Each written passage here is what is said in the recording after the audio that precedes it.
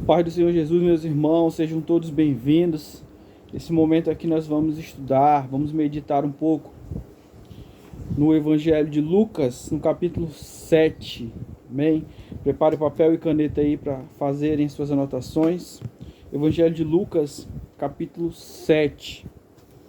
Diz assim: havendo concluído suas instruções aos discípulos e ao povo, Jesus entrou em Cafarnaum. E o servo de um centurião, a quem este muito estimava, estava doente à beira da morte. O centurião, ouvindo falar de Jesus, e por isso lhe enviou alguns líderes religiosos dos judeus, e pedindo que fosse curar seu servo. Então, aproximando-se de Jesus, apelaram-lhe com muitas súplicas: este é um homem que merece que lhe concedas esse favor, pois trata nosso povo com elevada consideração, e ele mesmo construiu nossa sinagoga. Então Jesus seguiu com eles, mas ao chegarem nas proximidades da residência, o centurião enviou-lhes alguns amigos para lhe entregarem a seguinte notícia: Senhor, não te incomodes, porque sei que não sou digno de receber-te sob o teto da minha casa. Por isso nem me considerei merecedor de ir ao teu encontro, mas ordena com uma só palavra, pois e o meu servo será curado. Bem, aqui nós vemos essa história conhecidíssima do centurião, que foi pedir Jesus, foi interceder, foi clamar ao Senhor em busca de uma cura para o seu servo. Primeira coisa importante aqui que a gente destaca, aqui na minha visão, é o fato de o centurião ele ter falado que ele não era digno de ir ao encontro de Jesus. Isso aqui mostra claramente um homem que tinha consciência da sua condição diante do Senhor. É interessante quando nós vemos lá em Gênesis, no capítulo 3, no verso 9, Deus, ele perguntando a Adão: Adão, onde é que tu estás? Qual era o objetivo de Deus fazer essa pergunta a Adão? Não era outra senão trazer a consciência de Adão qual era a condição dele. E assim foi. Quando Adão ele disse: eu ouvi os teus passos, tive medo e me escondi, porque eu estava nu. E Deus fala: quem foi que disseste que você estava nu? E aí é interessante nesse início de resposta que Deus ele pergunta para Adão, para impulsionar a Adão a pensar a respeito da sua condição diante de Deus, e ele fala: eu estava nu. Quando ele fala isso, não é meramente uma resposta apenas da nudez física, se tratando da nudez física. Se trata da condição dele diante de Deus. Se trata da posição dele diante de Deus. A nudez não apenas é a nudez física, que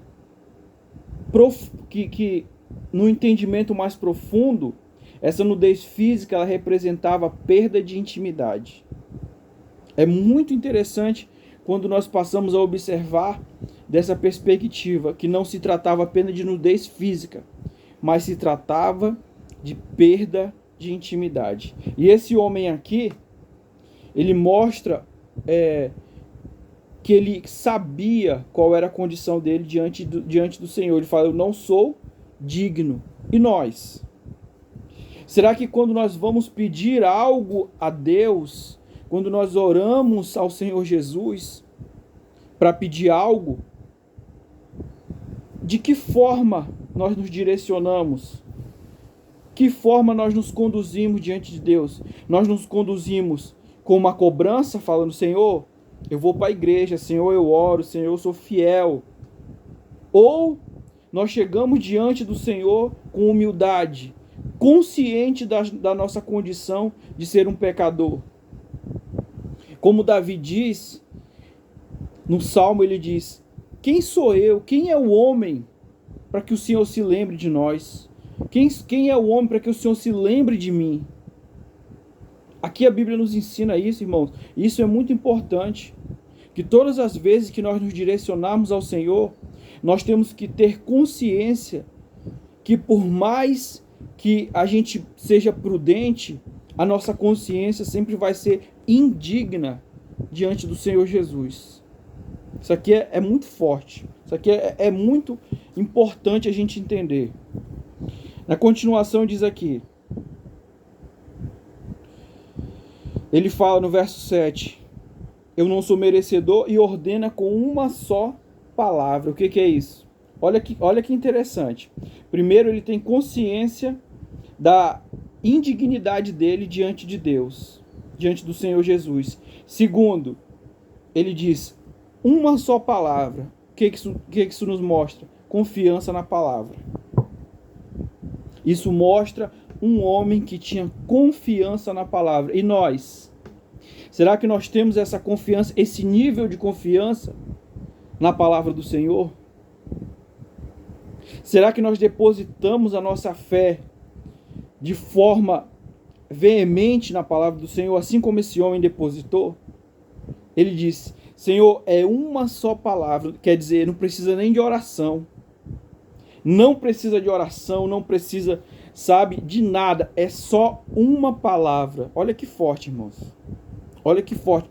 Olha que ensinamento precioso aqui a gente tira desse texto.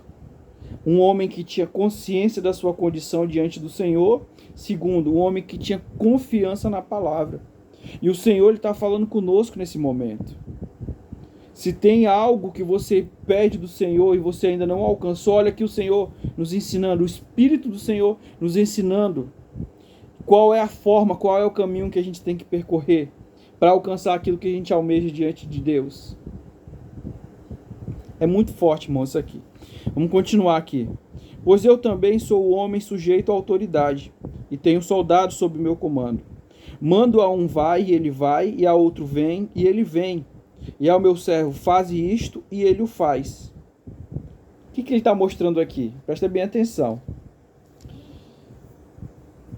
Ele faz uma conexão do mundo. Primeiro, ele faz uma conexão do mundo natural com as coisas espirituais.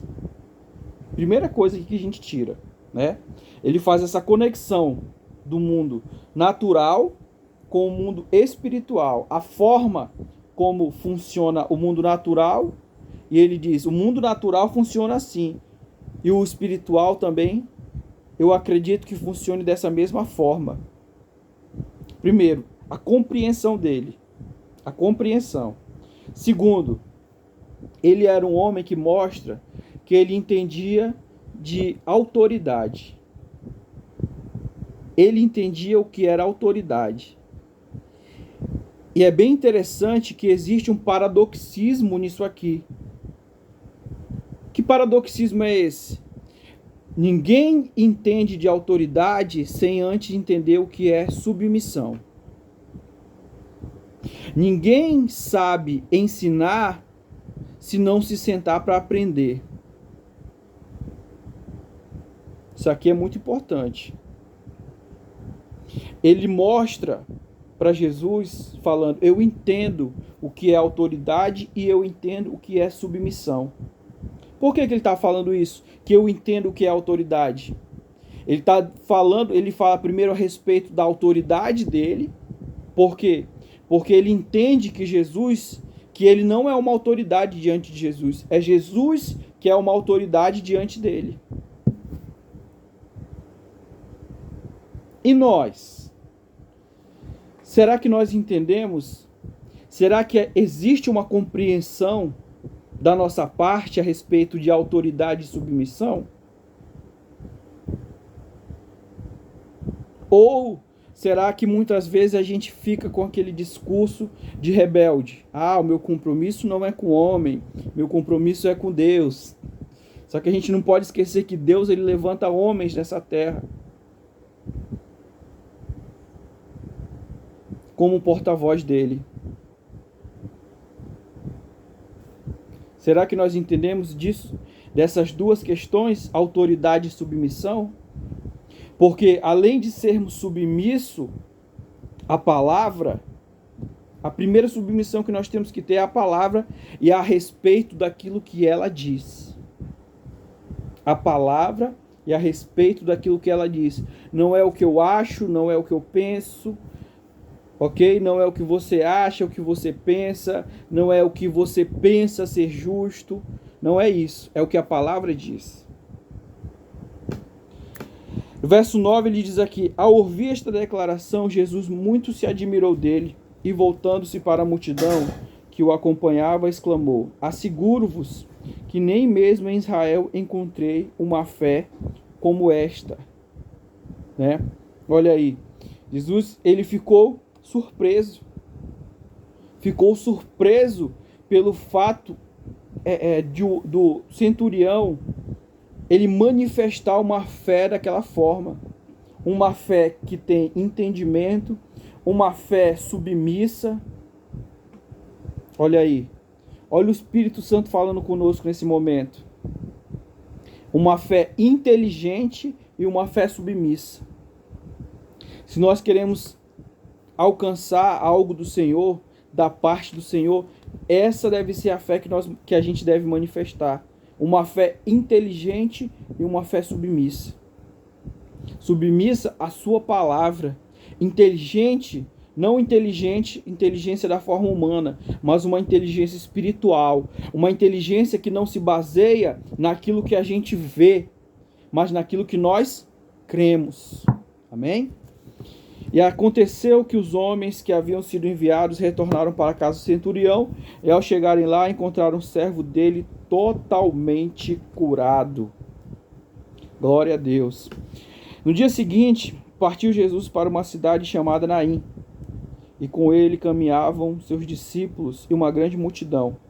Ao se aproximar da porta da cidade, estava saindo o enterro do filho único de uma viúva, e grande multidão da cidade a acompanhava. Ao observá-la, o Senhor se compadeceu dela e a encorajou: não chores. E aproximando-se, tocou no esquife. Então os que o carregavam pararam e Jesus exclamou: jovem, eu te ordeno, levanta-te. No mesmo instante, o jovem que estivera morto se pôs sentado e começou a conversar. E assim Jesus restituiu o jovem à sua mãe. Todos foram tomados de grande temor e louvavam a Deus, proclamando: grande profeta foi levantado entre nós, e Deus veio salvar o seu povo. Estas notícias a respeito de Jesus circularam por toda a Judéia e regiões circunvizinhanças. O que nós vemos aqui? Vamos aqui conjecturar um pouco, né? Final de ano já, né? Já está se encerrando aí, faltam poucos dias para se encerrar o ano. E aí sempre vem aquele momento de reflexão, né? Que nós fizemos de importante esse ano, aquilo que nós alcançamos e aquilo que nós não alcançamos. E aí, com o passar dos anos, nós mesmos, a gente começa a se limitar a respeito de muitas coisas, né? A respeito de sonhos, a respeito de objetivos e muitas outras coisas, né? A gente começa a se limitar por causa da idade, por causa de condições financeiras e outros detalhes. Só que o que a palavra do Senhor ela mostra aqui é um Deus que ele age independente da situação, independente do tempo, independente da condição financeira, independente de qualquer coisa. O Senhor ele fala conosco nesse momento, irmãos. O Senhor ele fala conosco nesse momento através da sua palavra, para que a gente não venha colocar limite na nossa fé, para que a gente não venha limitar o agir de Deus na nossa vida. O agir de Deus não no sentido de limitar Deus, mas limitar a gente. Porque lá em Filipenses 2,13 diz que Ele opera em nós, tanto querer quanto fazer. Ele que opera em nós, tanto querer quanto fazer, segundo o poder que em nós opera. Ou seja, segundo a nossa fé. É segundo a nossa fé que Ele irá fazer. Depende da nossa fé. E aí, se a gente ficar limitando a nossa fé, se a gente ficar colocando a nossa fé, sabe, pela perspectiva natural, tem muitas coisas que é para a gente viver e a gente não vai viver. Mas nesse momento o Senhor, Ele fala para mim e para você, para a gente começar a andar pelo mundo espiritual, para a gente se aproximar do Senhor, porque é dessa forma, só dessa forma que a gente consegue ter visão espiritual, ter uma fé espiritual e não uma fé natural. Continuação diz assim: então os discípulos de João lhe relataram todos esses acontecimentos, e João, chamando 2 deles, enviou-os ao Senhor para lhe perguntar: és tu aquele que estava para chegar, ou havemos de esperar outro? Assim que os discípulos de João se aproximaram de Jesus, lhe explicaram: João Batista mandou-nos para vos indagar: és tu aquele que estava para chegar, ou havemos de esperar outro? Naquela mesma hora, Jesus curou muitos de doenças e todos os tipos de sofrimento, bem como de espíritos malignos, e concedeu visão a muitos que eram cegos. E depois disto declarou aos mensageiros: ide e relatai a João tudo que vistes e ouvistes. Os cegos veem, os aleijados andam, os leprosos são purificados, os surdos ouvem, os mortos são ressuscitados, o evangelho é pregado aos pobres. E mais, bem-aventurado é aquele que não se escandalizar por minha causa. O que a gente vê nessa passagem aqui, nesse texto? Do verso 18 ao verso 23. Ninguém mais, ninguém menos do que João Batista, o homem, né, que segundo Jesus, o maior homem nascido de mulher, né? O que estava acontecendo com João nesse momento? Crise de fé. João estava numa crise de fé, porque nós vemos em outras passagens o próprio João Batista olhando para Jesus e dizendo: este é o Cordeiro de Deus que tira o pecado do mundo, né? No ápice da sua fé. Só que a gente vê aqui nesse momento ele o que? Em crise de fé. João Batista em crise de fé. E aí ele fala para 2 discípulos irem até Jesus e indagar: é o Senhor que estava para chegar ou a gente vai ter que esperar outro? E aí Jesus, ele não fala nada, ele mostra, ele demonstra com atitude quem ele era. Isso aqui traz esse ensinamento para a gente a respeito do nosso testemunho. Tem alguns irmãos que eles assim fazem questão de falar que são cristãos, que são, né, pastores ou diáconos ou, né, ou tem alguma função na igreja, né? E eu acredito que cada um deve manifestar a sua fé conforme quer, conforme acha, né? Conforme lhe convém. No entanto, eu acredito que o nosso comportamento, mais do que as nossas palavras, elas devem denunciar Jesus na nossa vida. Nosso comportamento, as nossas atitudes, elas devem ir na frente das nossas palavras. Assim como Jesus aqui, ele demonstrou. Ele não falou nada, ele mostrou. E depois de haver mostrado, aí sim ele disse. E vão e falem para João o que vocês viram e ouviram. A preocupação não deve ser em falar quem nós somos, mas mostrar quem nós somos.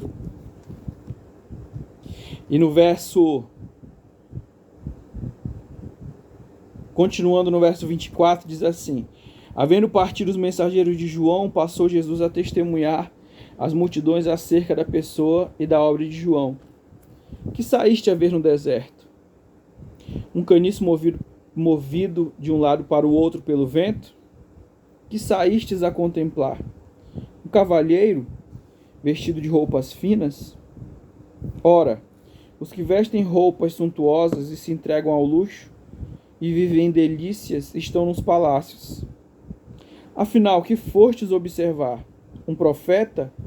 Eu vos asseguro que sim, e muito mais do que um profeta.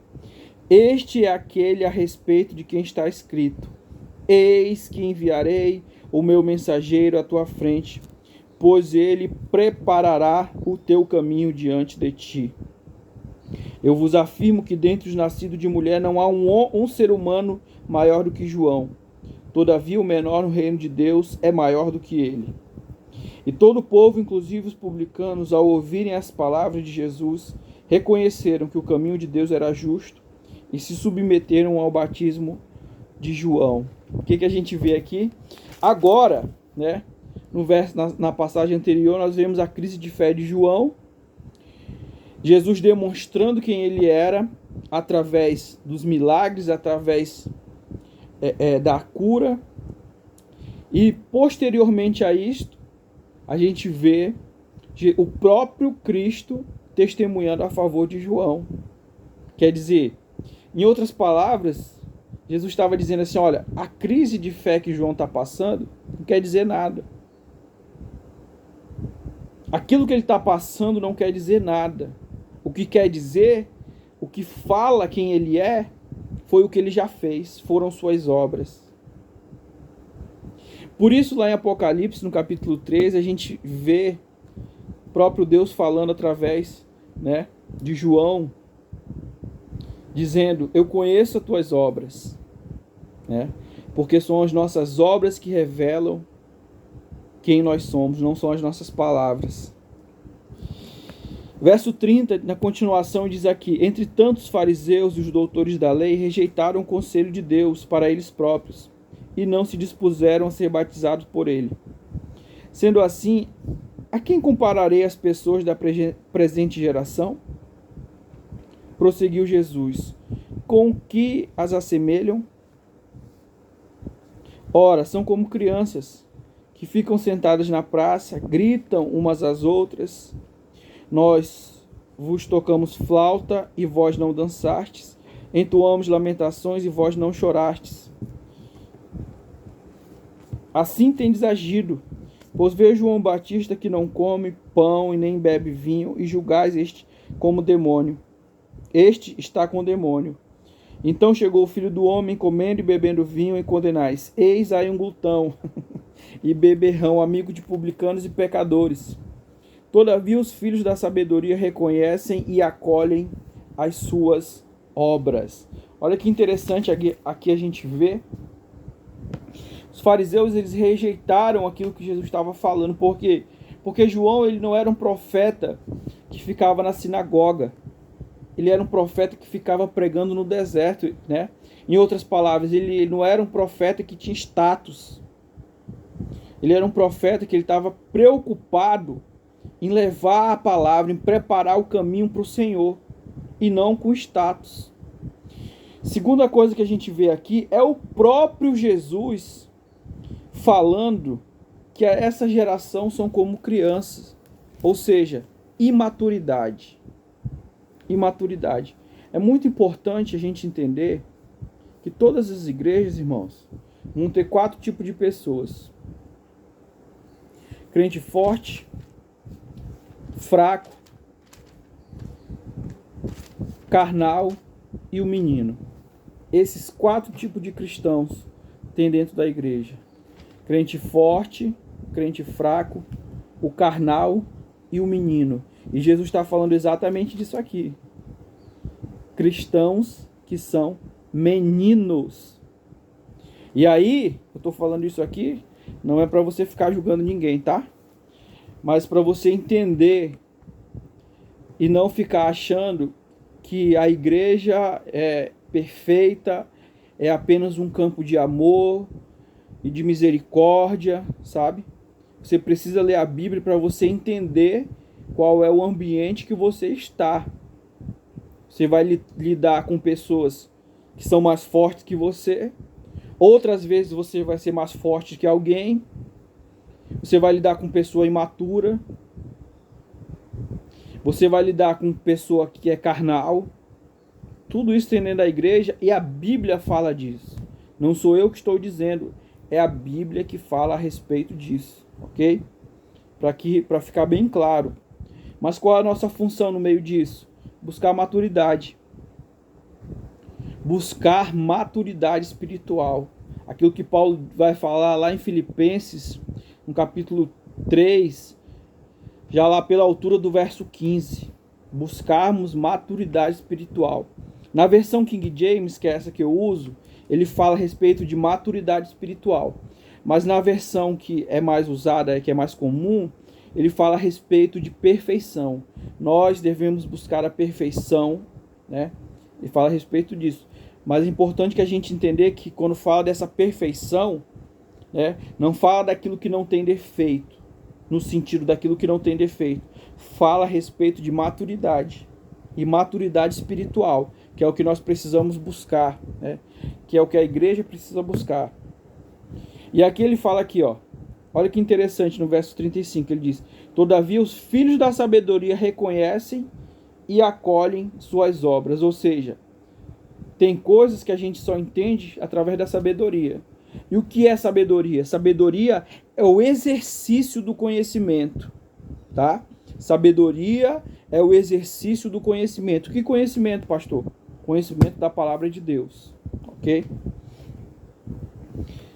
Tendo sido convidado por um dos fariseus para jantar, Jesus foi à casa dele e reclinou-se, como era o costume, junto à mesa. Assim que tomou conhecimento que Jesus estava reunido à mesa, na casa do fariseu, certa mulher daquela cidade, uma pecadora, trouxe um frasco de alabastro cheio de perfume e, posicionando-se atrás de Jesus, prostrou-se a seus pés e começou a chorar. Suas lágrimas molharam os pés de Jesus, mas ela em seguida os enxugou com os próprios cabelos, beijou-os e os ungiu com perfume. Diante da tal cena, o fariseu que o havia convidado falou consigo mesmo: se este homem fora de fato profeta, bem saberia que nele está tocando, quem nele está tocando, e que espécie de mulher ela é, uma pecadora. Então voltou-se Jesus para o fariseu e lhe propôs: Simão, tenho algo para te dizer-te. Ao que ele aqueceu: sim, mestre, diz-me. 2 homens deviam a certo credor.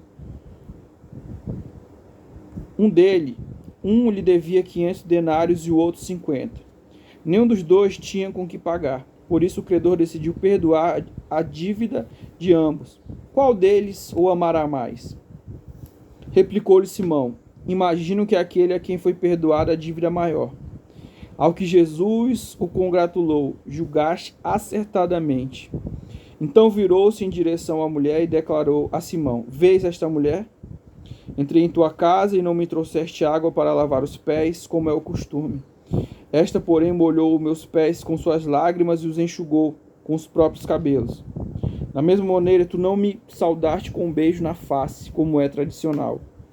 Ela, todavia, desde que cheguei, não cessa de me beijar os pés. E mais, tu não me ungiste a cabeça com óleo, como era de se esperar. Mas esta mulher com puro bálsamo ungiu os meus pés. Por tudo isso te asseguro, o grande amor por ela demonstrado prova que seus muitos pecados já foram todos perdoados. Mas onde há necessidade de pouco perdão, pouco amor é revelado. Em seguida, Jesus afirmou à mulher: perdoados estão todos os teus pecados. Então os demais convidados começaram a comentar: quem é este que até poder de perdoar pecados?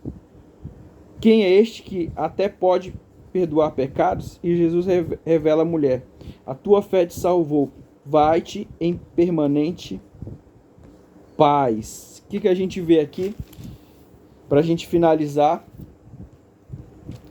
o questionamento, primeiro questionamento do fariseu, né?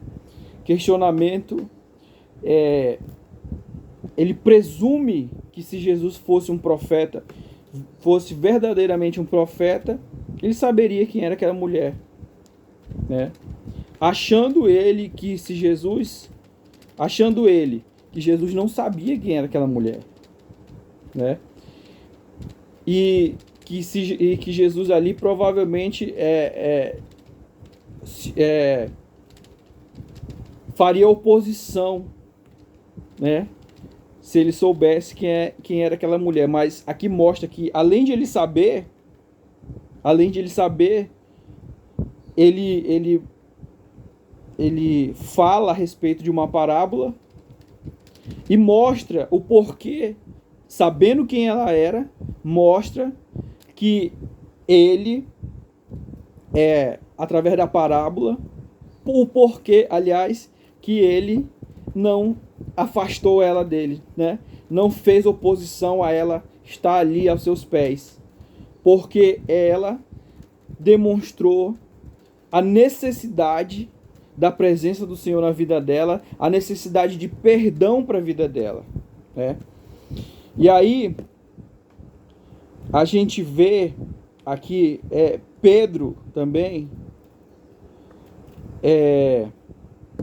fazendo uma oposição a ela, né? Aliás, fazendo uma oposição, não, desculpa. Ele sendo displicente ao receber Jesus em sua casa, né? A displicência de Pedro ao receber Jesus em sua casa, e Jesus enfatiza isso, né? Dizendo: você não trouxe água para lavar meus pés, você não me saudou com um beijo na face, você não trouxe óleo para ungir minha cabeça. No entanto, essa mulher, ela fez isso. Ela não cessa de beijar os meus pés. Aqui demonstra duas classes de pessoas. Uma que julga não precisar de Jesus, e um pecador arrependido que necessita de Jesus, que demonstra que necessita do Senhor. E aí, quem somos nós? Pessoas que já estão na igreja e já julgam não precisar de Jesus, ou pecadores arrependidos? Que o Espírito Santo, irmãos, a cada dia ele nos conduza ao arrependimento genuíno dos nossos pecados. Amém? No verso 50, para a gente finalizar aqui, ele diz: a tua fé te salvou, vai-te em permanente paz. Ou seja, provavelmente aquela mulher, ela vivia de maneira atormentada. Provavelmente aquela mulher, ela não tinha, né? Não vivia em paz. Jesus, ele disse: vai-te em paz, a tua fé te salvou, e vai-te em permanente paz. Ou seja, naquele momento ali, o Senhor, ele mudou a vida dela. Ele transformou a vida dela, né? De uma mulher atribulada para uma mulher que tinha paz a partir do momento, a partir do seu encontro com Jesus. Não apenas do seu encontro, da sua demonstração de arrependimento. Que assim seja, irmãos, nas nossas vidas, né? Que o Senhor, o Espírito Santo, ele produza arrependimento genuíno nas nossas vidas, dos nossos pecados, daquilo que a gente sabe e daquilo que a gente não sabe, né? Daquilo que a gente tem consciência que peca contra o Senhor e daquilo que muitas vezes vai passando batido, né? Amém? Vamos orar. Aqui a gente encerrou o capítulo 7 de Lucas. Vamos fazer uma oração aqui. Pai, em nome de Jesus, eu abençoo cada um dos meus irmãos que estão aqui comigo, cada inscrito. Senhor, que o Senhor venha abençoar esse trabalho, Senhor, que a Tua palavra chegue ao coração do Teu povo, Senhor, que venha libertar, que venha transformar, meu Deus. em nome de Jesus. Pai, que a gente venha ter uma fé inteligente, uma fé inabalável, meu Deus. E que o Senhor não permita, Pai, que em nenhum momento a soberba venha tomar conta do nosso coração, a ponto, meu Deus, de acharmos que não precisamos do Senhor nas nossas vidas, Pai. Em nome de Jesus, Pai, o que eu te peço, abençoa cada um para a glória do teu nome. Amém e amém. Deus abençoe a todos. E logo menos aí nós estaremos no capítulo 8 de Lucas, amém? Fiquem todos com Deus.